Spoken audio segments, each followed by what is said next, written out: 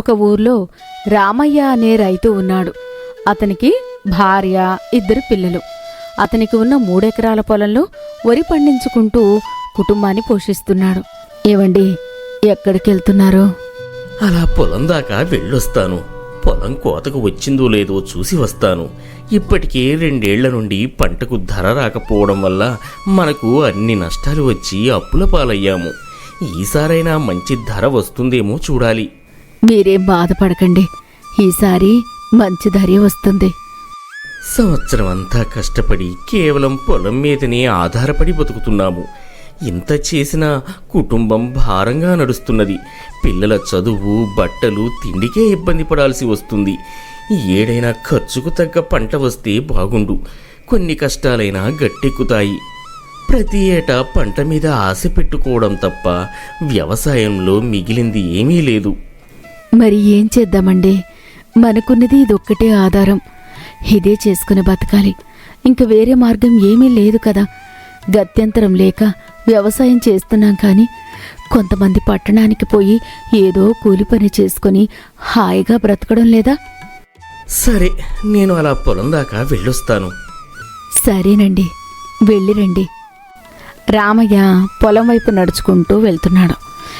సంవత్సరమంతా కష్టపడి పొలంలో పనిచేస్తే మిగిలిన కొద్దిపాటి లాభంతో కుటుంబాన్ని నెట్టుకొస్తున్నాడు.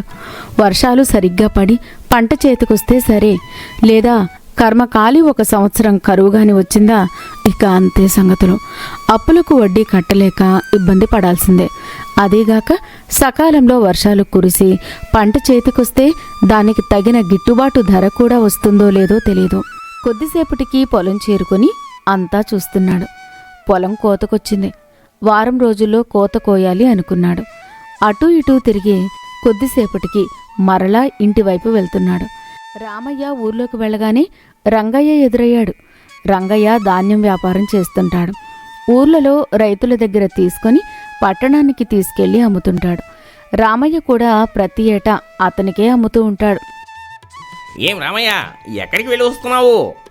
పొలం దగ్గరికి వెళ్ళొస్తున్నాను రంగయ్య గారు. మరి పొలం ఎలా ఉంది? బాగుంది. కోతకు కూడా వచ్చింది. వారం రోజుల్లో కోయాలి. అయితే కొయ్యి కొనడానికి నేను సిద్ధంగా ఉన్నాను. నువ్వు ఏమీ భయపడకు. ఇంతకీ నాకే అమ్ముతున్నావా, లేక ఇంకెవరికైనా అమ్ముతానని మాట ఇచ్చావా? అదేం లేదు. ఈ ఏడు కూడా మీకే అమ్ముతాను. కానీ ఈ ఏడైనా నా పంటకు మంచి ధర వచ్చేలా చూడండి. ఎందుకంటే 2 ఏళ్ల నుంచి నేను పంట ఆదాయం లేక నష్టపోతున్నాను. దీనివల్ల అప్పులు చేస్తున్నాను. పంటకు మంచి గిట్టుబాటు ధర వచ్చేలా గట్టి ప్రయత్నం చేస్తాను. అక్కడి నుంచి నేరుగా ఇంటికి వెళ్ళాడు. ఇంట్లోకి వెళ్ళగానే భార్య రామయ్యతో ఇలా అంది. ఏమండి, పిల్లలు బడికి వెళ్తున్నారుగా, వాళ్ళకి బట్టలు, పుస్తకాలు కావాలంట. పంట చేతికి రాని అన్నీ కొందాం. ఇప్పుడు మన చేతిలో చిల్లికవ్వ కూడా లేదు కదా. వరి కోతకు వచ్చింది. వారం రోజుల్లాగా కోత కోయాలి. వడ్ల వ్యాపారం చేసే రంగయ్య కూడా ఊర్లో కలిశాడు. మన పంట గురించి అడిగాడు. పంటకు లాభం వచ్చేలా చూడమన్నాను. సరే, ప్రయత్నిస్తా అని అన్నాడు. 1 సంవత్సరం కరువు వచ్చి అలా నష్టపోయాం. ఈ 2 ఏళ్ల నుంచి మంచి ధర రాక ఇలా నష్టపోయాం. ఆ దేవుని వలన ఈసారైనా మంచి లాభం వస్తే బావుణ్ణు. మనకున్నది అదే ఒక ఆధారం. దాని మీదనే ఎంతో ఆశతో బతుకుతున్నాం. నువ్వు ఏమీ బాధపడకు. ఈ ఏడు తప్పకుండా మంచి ధర వస్తుంది. అన్నట్టు చెప్పడం మర్చిపోయాను. ఇంట్లో సరుకులన్నీ అయిపోయాయి. దుకాణానికి వెళ్ళి వంట సామాను తీసుకురండి. అయ్యో, అవునా? ఎట్లాగా? చేతిలో చిల్లిగవ్వ కూడా లేదు కదా. సరేలే, పంట డబ్బులు వచ్చాక ఇస్తానని చెప్పి తీసుకొస్తాను. ఏమంటాడో ఏమో. అసలే దుకాణం యజమాని కంతిరోడు అనుకుంటూ ఊర్లో ఉన్న దుకాణం వైపు వెళ్తున్నాడు రామయ్య. దుకాణం ముందుకెళ్ళి యజమానితో ఇలా అన్నాడు. అయ్యా, ఇంట్లో సరుకులన్నీ అయిపోయాయి. దయచేసి వంట సరుకులు ఇస్తారా? డబ్బులు తెచ్చావా మరి? ఇప్పుడు నా దగ్గర 1 రూపాయి కూడా లేదు. పంట చేతికి రాగానే మీ అప్పు తీరుస్తాను. ఇంతకుముందు తీసుకున్న ఉద్దెర కూడా అలాగే ఉంది. మళ్ళీ ఉద్దెర అడుగుతున్నావా? పంట రాగానే మీ అప్పు మొత్తం తీరుస్తాను. ఈసారికి ఇవ్వండి అంటూ రామయ్యకు కావలసిన వంట సామాను ఇచ్చాడు. ఏం జీవితమో ఏమో, అన్నీ సమస్యలే, అన్నీ ఆర్థిక ఇబ్బందులే అనుకుంటూ వెళ్తున్నాడు రామయ్య. తెచ్చిన సామాను తన భార్యకు ఇచ్చేశాడు. అలా రోజులు గడుస్తున్నాయి. రామయ్య పొలం కోతకొచ్చింది. ఒకరోజు రామయ్య కోత కోయించి కుప్ప చేశాడు. వ్యాపారి రంగయ్య దగ్గరకు వెళ్ళి చెప్పాడు. రంగయ్య గారు, నేను పొలం కోసి ధాన్యం కుప్ప పోశాను. మరి మీరు ధాన్యం కొనడానికి ఎప్పుడు వస్తారు? మంచి పని చేశావు. ధాన్యం కొనడానికి రేపు వస్తాను. పొలం దగ్గర అంతా సిద్ధం చేసి ఉంచు. సరే అండి, అలాగే అంటూ రామయ్య అక్కడి నుంచి వెళ్ళిపోయాడు. ఇక మరునాడు రంగయ్య రామయ్య పొలం దగ్గరికి వెళ్ళి ధాన్యం బస్తాల్లో నింపి ట్రాక్టర్లో వేశాడు. రామయ్య, ఈసారి ధాన్యం బాగానే ఉన్నట్టున్నాయి. ఇక రంగయ్య ధాన్యం తీసుకుని వెళ్ళిపోయాడు. రామయ్య ఏమవుతుందో ఏమో అనుకుంటూ అక్కడి నుంచి ఇంటికి వెళ్ళాడు. కొన్ని రోజులు గడిచిన తర్వాత ఒకరోజు రంగయ్య రామయ్య ఇంటికి వచ్చాడు. నన్ను క్షమించు రామయ్య, నీ ధాన్యానికి సరైన ధర రాలేదు. ధాన్యం నాణ్యత బాగాలేదని చెప్పాడు. మనం అనుకున్న ధర ఇవ్వలేదు ఆయన. ఏంటిది రంగయ్య గారు, సంవత్సరమంతా చెమటొచ్చి కష్టపడ్డాను, అయినా పంటకు ధర రాలేదు. ఈ ఏడు కూడా పంట పెట్టుబడి మాత్రమే వచ్చింది. ఇక నేను బతికేది ఎట్లా? ఏం చేద్దాం రామయ్య, నాకు బాధగానే ఉంది. తప్పదు మరి. ఇదిగో వచ్చిన డబ్బు తీసుకో అని డబ్బులు రామయ్యకు ఇచ్చాడు రంగయ్య. రామయ్య ఇక చేసేది లేక బాధలో ఉండిపోయాడు. ఇక మన బతుకులు మారవు, ఇంతే. ఆరుగాలం శ్రమించి వ్యవసాయం చేస్తే మనకు మిగిలేది కష్టం, కన్నీళ్లు. ఇలా అయితే మనం ఎలా బతుకుదాం? పిల్లల్ని ఎలా పోషిస్తాం? బాధపడకండి, అన్ని రోజులు ఒకలాగా ఉంటాయా? మనకు మంచి రోజులొస్తాయి. అలా ఆమె అతనికి ధైర్యం చెప్తుంది. ఆ వచ్చిన డబ్బుని కొంత అప్పు కట్టగా కొంచెం డబ్బుని అవసర నిమిత్తం ఉంచుకున్నాడు. అలా రోజులు గడుస్తున్నాయి. ఒకరోజు ఉన్నట్టుండి అతని కొడుక్కి జ్వరం వచ్చింది. 2-3 రోజులైనా జ్వరం తగ్గకపోయేసరికి కొడుకును తీసుకుని దగ్గరలో ఉన్న పట్టణం హాస్పిటల్కి తీసుకెళ్లారు. వాళ్ల దగ్గర ఉన్న కొన్ని డబ్బుల్ని తీసుకుని బయలుదేరారు. హాస్పిటల్ పెద్దగా ఉంది. బాబుకి అన్ని పరీక్షలు చేసిన డాక్టర్ ఇలా అన్నాడు. బాబుకి టైఫాయిడ్ జ్వరం వచ్చింది. జ్వరం తీవ్రత ఎక్కువగా ఉంది. తొందరగా చికిత్స చేయాలి. ఆలస్యం చేస్తే ప్రాణానికే ప్రమాదం. ఎలాగైనా చికిత్స చేసి బాబుని బ్రతికించండి సార్. చేస్తాం, కానీ ఓ 20,000 ఖర్చు అవుతుంది. మీరు సరే అంటే చికిత్స మొదలు పెడతాము. డాక్టర్ గారు, మేము పేదవాళ్ళం, అంత డబ్బు మా దగ్గర లేదు. ప్రస్తుతం 2,000 ఉన్నాయి. అలా ఎలా కుదురుతుంది? వెళ్ళి డబ్బులు తీసుకుని వస్తేనే చేస్తాము, లేదంటే ఇక్కడి నుంచి వెళ్ళిపోండి అని కఠినంగా అన్నాడు డాక్టర్. ఇక వేరే మార్గం లేక బయటకొచ్చారు. రామయ్య అతని భార్య చాలా బాధపడుతున్నారు. అయ్యో, అంత డబ్బు ఎవరిస్తారు? ఇప్పటికే చాలా అప్పు ఉంది. పైగా ఇంకా అప్పు ఎక్కడ దొరుకుతుంది? రామయ్య అలా బాబుని చేతిలో ఎత్తుకుని బాధపడుతున్నాడు. అతని భార్య ఏడుస్తుంది. వాళ్ళకి ఏం చేయాలో అర్థం కావడం లేదు. ఈ కష్టం పగవానికి కూడా రావద్దు అంటూ రామయ్య బాధపడుతున్నాడు. అలా ఉండగానే కొద్దిసేపటికి ఒక అతను వాళ్ళని చూసి దగ్గరికొచ్చాడు. అతను చూడ్డానికి మంచి ధనవంతుల్లా ఉన్నాడు. ఏ ఊరు మీది? ఇంతకీ బాబుకి ఏమైంది? అయ్యా, మాది పక్కనే పల్లెటూరు. బాబుకి జ్వరం వచ్చిందని హాస్పిటల్కి తీసుకొని వస్తే వాళ్ళు పరీక్షలు చేసి టైఫాయిడ్ అని చెప్పారు.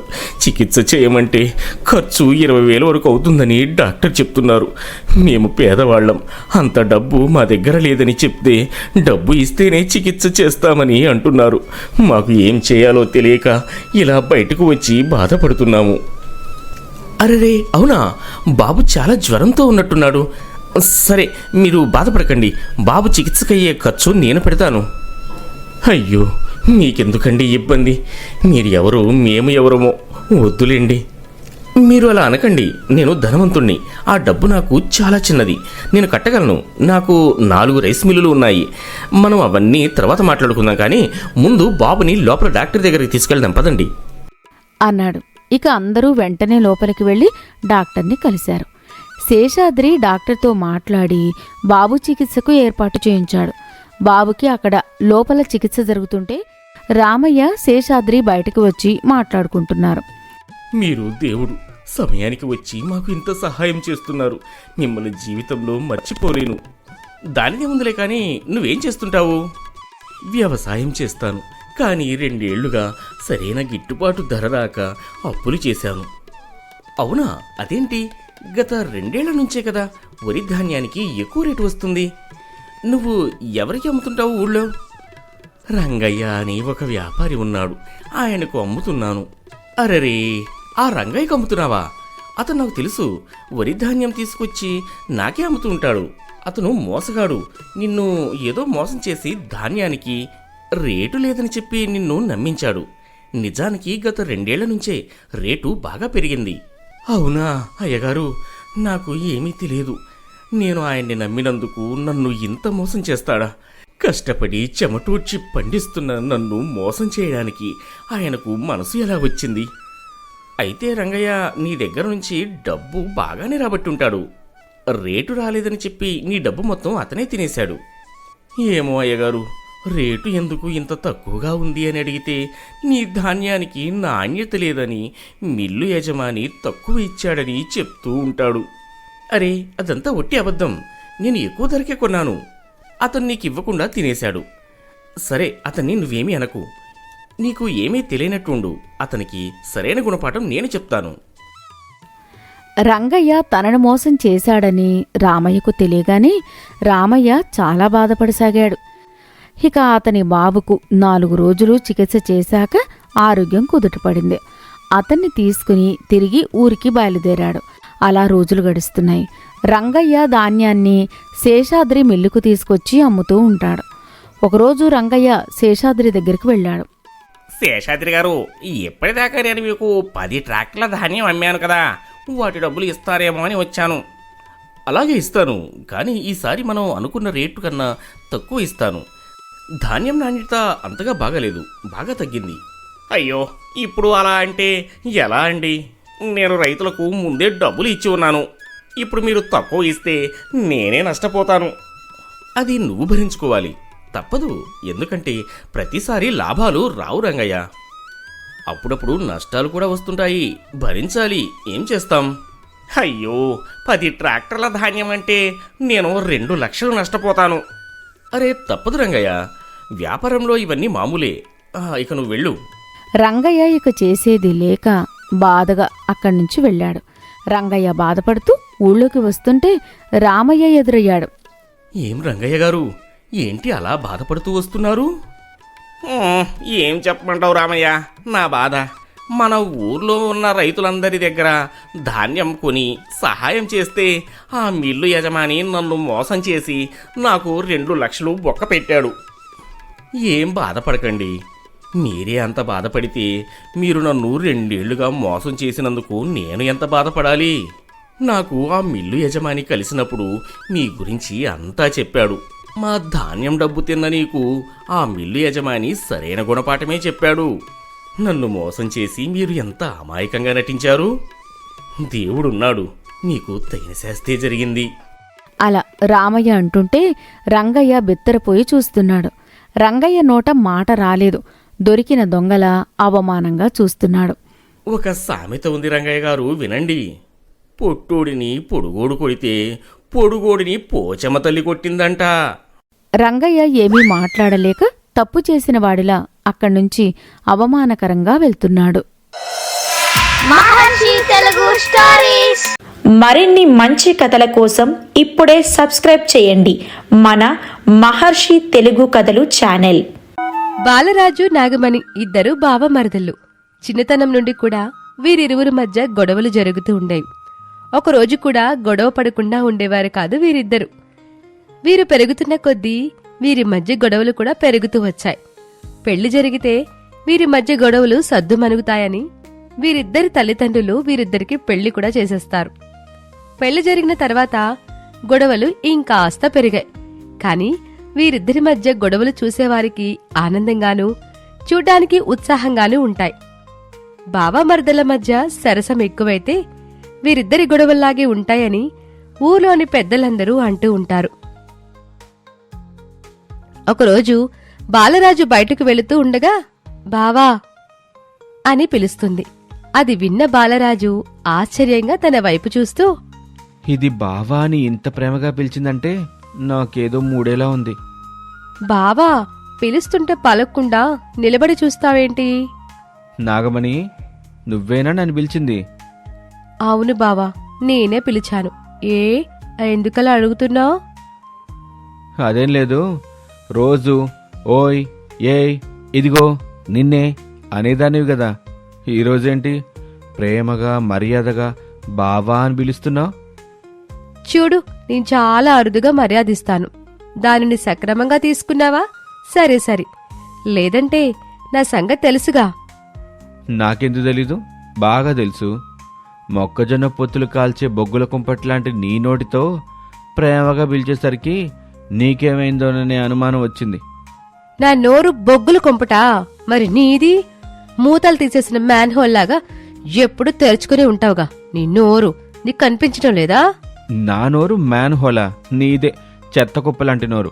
పేస్ట్ అయిపోతుందని వారానికి ఒక్కసారి కూడా పలుదాము. నీదే కుడితి తొట్టిలాంటి నోరు, ఎప్పుడు పాచి కంపు కొడుతూ ఉంటుంది. అసలు నీ నోటితో నన్ను బావాని ఎందుకు పిలిచావే? అది చెప్పు ముందు. బుద్ధి తక్కువయ్యి నిన్ను బావా అని పిలిచాను. నీకు బుద్ధి లేదనే సంగతి నాకు ఎప్పుడో తెలుసు. నన్ను ఎందుకు పిలిచావో అది చెప్పు ముందు. బయటికి వెళ్తున్నావుగా, వచ్చేటప్పుడు కూరగాయలు తీసుకురా. మరి నీకు వండి పెట్టాలిగా. సరే, నేను వెళ్తున్నా. ఆ బొగ్గుల కుంపట్లో నిప్పులు తగ్గించు అని అక్కడి నుంచి వెళ్ళిపోతాడు. అలా వీళ్ళిద్దరి మధ్య గొడవలకి కారణాలే ఉండవు, కాని తగులేని రోజంటూ వీరి మధ్య ఉండదు. అలా వెళ్లిన బాలరాజు మధ్యాహ్నం వరకు తిరిగి ఖాళీ చేతులతో ఇంటికొస్తాడు. ఏమేవ్, ఆకలి దంచేస్తుంది, అన్నం పెట్టు. నాగమణి చిరాకుగా పళ్ళెంలో అన్నం మాత్రమే పెట్టుకుని తనకిస్తుంది. కూర వేయమని ఇంకోసారి చెప్పాలా? ఏం కూర వేయమంటావ్? చికెనా మటనా? బాలరాజుకి నాగమణి కూరగాయలు తెమ్మన్న విషయం గుర్తుకొస్తుంది. అమ్మని, ఇది కూరగాయలు తెమ్మని పొద్దున్న తిట్టి మరీ చెప్పింది. నేనే తేకుండా వచ్చాను. ఇప్పుడు ఇది నన్ను నంజుకు తినేస్తుందిగా. చెప్పండి, ఏం కూర వేయమంటారు? పొద్దున్న నువ్వు బయటకెళ్ళేటప్పుడు నీకేం చెప్పాను? కూరగాయలు తెమ్మని చెప్పావు. ఆ విషయం నాకు ఇప్పుడే గుర్తొచ్చింది. నాగమణి కోపంగా బాలరాజు వైపు చూస్తూ ఉంటుంది.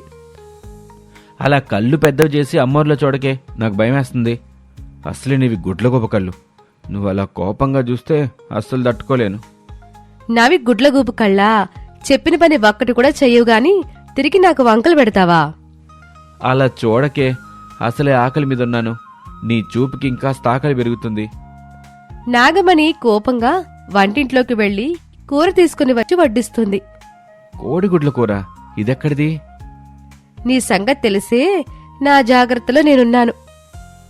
ఈ కూర వండి కూడా నన్నెందుకే పిశాచిల పీక్కు తినేలా చూస్తావు? ఇది వండకపోతే ఆకలితో అలమటించేవాడివి. పోనీలని వండి పెడితే తిరిగి మళ్ళీ నన్ను పిశాచి అంటావా? ఇదిగో, నీకో విషయం చెప్తాను విను. అసలే ఆకలి మీద ఉన్నాను. ఏమంటానో నాకే తెలియదు. అందుకని ముందు నన్ను భోజనం చేయనివ్వు, మనం తర్వాత కొట్టుకుందాం అని బాలరాజు భోజనం చేస్తాడు. ఇక భోజనం పూర్తయిన తర్వాత నాగమణి ఒక పక్కన కూర్చొని ఉంటే బాలరాజు తన పక్కకు వెళ్లి కూర్చొని ఇలా అంటాడు. నీకు నా సంగతి మొత్తం తెలుసు. అందుకే నేను కూరగాయలు తాకపోయినా వంట చేసి సిద్ధంగా ఉంచావు. నేను ఆకలితో ఉంటే నువ్వు తట్టుకోలేవు. అందుకే నువ్వంటే నాకు చాలా ఇష్టం. అసలే తింగిరోడివి, ఆకలికి అసలు తట్టుకోలేవు. అందుకే నా జాగ్రత్తలో నేనున్నాను. నువ్వు మా అమ్మ పోలికే. మా అమ్మ కూడా నేను ఆకలితో ఉంటే తట్టుకోలేదు. ప్రతిరోజు నన్ను ఏదో ఒకటి అంటూనే ఉంటుంది, కానీ సమయానికి భోజనం పెట్టుద్ది. నువ్వు కూడా అంతే. రోజంతా నన్ను ఆడిపోసుకున్నా సమయానికి అన్నీ సిద్ధం చేసి పెడతావు. మా అత్త నీ గురించి అన్నీ చెప్పింది, నేను జాగ్రత్తగా చూసుకోమని. అందుకే ఇదంతా చేశాను. అది సరేగాని నువ్వు భోజనం చేసావా? అది ఇప్పుడు అడిగేది?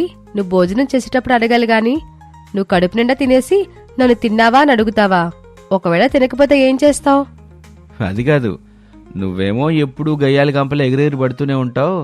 ఇలా శాంతంగా ఎప్పుడో కానీ మాట్లాడావు కదా, అందుకే ఇప్పుడు అడుగుతున్నాను. నువ్వు భోజనం చేసావా? నేను కూడా మీలాగే ఆకలికి ఆగలేను. అందుకే ఇంట్లో గుడ్లుంటే వాటిని కూరండి మీకంటే ముందే భోజనం చేశాను. నేను తినగా మిగిలిందే మీకు పెట్టాను. అంటే నువ్వు ముందు తినేసి నాతో గొడవ పెట్టుకోవడానికి సిద్ధంగా ఉన్నావన్నమాట. అబ్బో, వచ్చాడండి పోటుగాడు. నీతో గొడవ పెట్టుకోవడమే నా పని. కాకపోతే శుభ్రంగా వండుకొని తిని నాతో గొడవకి సిద్ధంగా కూర్చుంటావా? ఇంటికి రాగానే నన్ను ఆ గుడ్ల గొప్ప కళ్ళేసుకొని అమ్మోట్లా భయపెడతావా? నన్ను చూసి నువ్వు భయపడి నేనేదో భయపెట్టినానంటావే అని ఇద్దరు మళ్ళీ గొడవ మొదలు పెడతారు. ఇంతలో అక్కడికి వీళ్ళ దూర బంధువు సుందరం వస్తాడు. వీళ్ళ గొడవను చూసి, అబ్బా, వీళ్ళు ఇంకా గొడవ పడతానే ఉన్నారు, ఇంకెప్పటికి మారతారో ఏమో అని అనుకుంటూ వాళ్ళ దగ్గరకొస్తాడు. సుందరాన్ని చూసి బాలరాజు నాగమణి గొడవ ఆపేసి, సుందరం బాబాయ్, ఇదేనా రావటం? అంతా కులాసయ్యనా? అంతా కులాస్తానేరా. మీరెలా ఉన్నారోనని పలకరించేద్దామని వచ్చాను. మీరేదో గొడవ పడుతున్నట్టుగా ఉన్నారే. అదేం లేదు మావయ్య, ఈయంతో ఎప్పుడు ఉండేదేగా, మీరు మాట్లాడుతూ ఉండండి, నేను వెళ్ళి టీ తీసుకొస్తాను అని నాగమణి వంటగదిలోకి వెళుతుంది. సుందరం బాలరాజుతో ఇలా అంటాడు. ఎరా బాలరాజు, ఇంకా నువ్వు మీ ఆవిడతో గొడవలు పడతానే ఉన్నావా? ఇలా గొడవలు పడుతూ ఇష్టం లేని కాపురం చేసే కంటే విడాకులు తీసుకొని ఎవరి దారుణాలు చూసుకోవచ్చుగా. బాబాయ్, మీరు చాలా దూరం ఆలోచిస్తున్నారు. నాకు నా భార్యకి విడిపోయేంత పెద్ద గొడవలు లేవు. ప్రతిరోజు తనతో తిట్లు తినేదే నాకు పొద్దుపోదు. చిన్నప్పటి నుంచి దాని గురించి నాకు మొత్తం తెలుసు బాబాయ్. అది సొయాన నా మరదలు. దాంతో ఇట్ట చిన్న చిన్న గొడవలు పడుతూ గిలికజ్జాలు పెట్టుకుందే నాకు నిద్ర పట్టదు. అట్టా అని విడిపోయేంత పెద్ద గొడవలు కాదులే. వంటగదిలో నుంచి నాగమణి బాలరాజు మాటలు వింటూ ఉంటుంది. మరి మీరిట్టా నిత్యం గొడవలు పడుతూ ఉంటే చూసేవాళ్ళు ఏమనుకుంటారు? బాబాయ్, నేను చేసే అల్లరికి మా అమ్మ నన్ను చిన్నతనం నుంచి పెళ్ళయ్యేంత వరకు కూడా నన్ను తిడతానే ఉంది. నా భార్యది మా అమ్మ పోలికే. తనలో మా అమ్మని చూసుకుంటున్నాను. ఇంక చూసే నలుగురు అంటావా? వాళ్ళేమీ మనకి తిండి పెట్టడం లేదు, మేమేమీ వాళ్ళ కోసం బతకటంలా. నేను నా భార్య కోసం, తను నా కోసం, అంతే. చూసే నలుగురు ఏమైనా అనుకొని నాకేం పర్లేదు బాబాయ్. నీ భార్య మీద నీకు అంత ప్రేమ ఉన్నప్పుడు తనతో చెప్పి ప్రేమగా ఉండొచ్చు కదరా. నువ్వు వచ్చే ముందు అదే జరుగుతుంది, కానీ కాస్త ఘాటుగా జరిగి ముదిరి మళ్ళీ గొడవలా మారింది. ఇంతలో నాగమణి అక్కడికి టీ తీసుకుని వచ్చి సుందరానికి టీ ఇస్తుంది. అది చూసిన బాలరాజు, మీ మావయ్యకైనా టీ నాకు లేదా? ఇప్పుడేగా భోజనం చేసావు, అప్పుడే టీ ఎందుకు అంతేలే, మీ మావయ్యకే ఇవ్వు, నాకేం వద్దులే అని అలిగి అక్కడి నుంచి బయటకు వెళ్తాడు. తర్వాత సుందరం నాగమణితో, అమ్మా నాగమణి, నువ్వైనా కాస్త గొడవలు తగ్గించుకోవచ్చుగా. ఇట్ట ఎంతకాలం గొడవ పడతా ఉంటారు? మావయ్య, ఇంట్లో నేనొక్కదాన్నే ఉంటాను. నా బాధైనా సంతోషమైనా ఆయనకే కదా చెప్పేది. అదేవిధంగా నా కోపాన్ని కూడా ఆయన మీద చూపిస్తూ ఉంటాను. అంతేగాని ఆయన మీద కోపం కాదు. నాకు బావంటే చచ్చేంత ప్రేమ. అందుకే పట్టుపట్టి బావని పెళ్లి చేసుకున్నాను. చచ్చేదాకా బావను వదిలిపెట్టాను. బావుంది తల్లి మీ కాపురం. ఆడికి నువ్వంటే పిచ్చి, నీకు వాడంటే ప్రేమ. నేనే తప్పుగా అర్థం చేసుకున్నాను. ఇంతలో బాలరాజు బయటనుంచి లోపలికి వేగంగా వచ్చి, బాబాయ్ వచ్చి ఇంతసేపు అయింది, భోజనం పెట్టాలని తెలీదా? కూరగాయలు తెమ్మంటే చేతులు ఒప్పుకుంటూ వచ్చావు, ఏమండి పెట్టమంటావు? అమ్మ బాబోయ్, వీళ్ళు మళ్ళీ గొడవ మొదలెట్టారు. నాకు భోజనం వద్దు, పాడు వద్దు. ముందెక్కడి నుంచి బయటపడితే అంతే చాలు అని అక్కడి నుంచి బయటకు పరిగెడతాడు. అయినా గాని బాలరాజు నాగమణి గొడవ మాత్రం ఆగదు. భార్యాభర్తల మధ్య ఎన్ని గొడవలు జరిగినా చివరికి కలిసే ఉంటారు. అది మన మాంగళ్య బంధానికున్న గొప్పతనం. వీరి మధ్యలోకి ఎవరొచ్చినా సుందరంలా పారిపోవలసిందే. ఇది ఇవాల్టి మన కథ గిల్లికజ్జాలు. మరొక ఆసక్తికరమైన కథతో మళ్ళీ కలుద్దాం. అంతవరకు నమస్కారం, సెలవు. ఈ స్టోరీ మీకు నచ్చినట్లయితే మా ఛానల్ని లైక్ చేయండి, అలాగే షేర్ చేయండి. బెల్ ఐకాన్ కొట్టడం మర్చిపోకండి. మా ఛానల్ని సబ్స్క్రైబ్ చేసుకోవడం మర్చిపోకండి. Thank you for watching.